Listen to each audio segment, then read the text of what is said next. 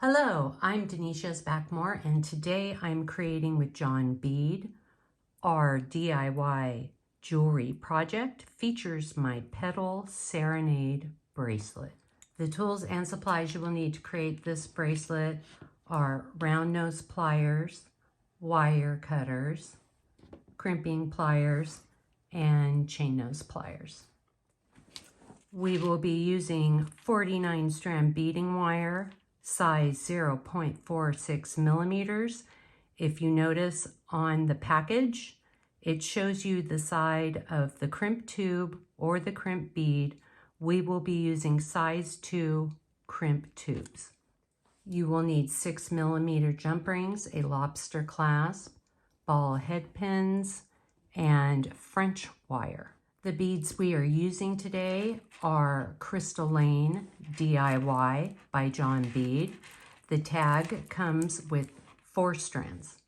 Out of this one tag, I created the bracelet, 2 pairs of earrings, and I had a bunch of beads left over.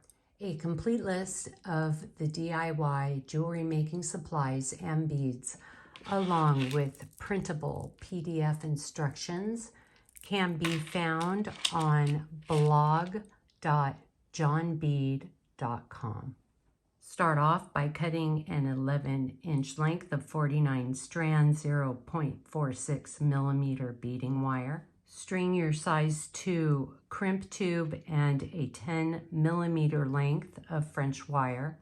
Pass your wire back through the crimp tube and pull it tight. Crimping pliers have 2 notches. This is the first notch, this is the second notch. Place the crimping pliers in the second notch. Make sure the wires are not crossed and press down. You can see it has formed a little notch. Place your crimp into the first notch and we are going to press down. You can see that it folded over onto itself, and I like to come in and just squish it a little bit. Using the 5x6 millimeter strand, I strung onto the wire 13 dark pink, 6 light pink, and 7 crystal. Onto the other side of the bracelet, string your size 2 crimp tube and a 10 millimeter length of French wire. Pass the wire back through your crimp tube and a couple of beads and pull it down. Place your crimp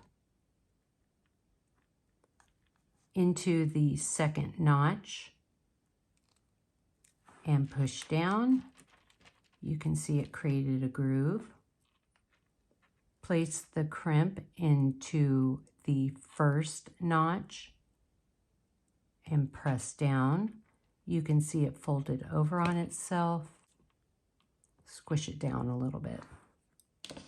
Use our wire cutters to trim off that little end. For our second strand, you are going to repeat the same process as strand 1, adding 4x4 millimeter rondelles. We're going to string 20 dark pink, 10 light pink, and 7 crystal. Using a 6 millimeter jump ring, this is how you open and close a jump ring. Open it,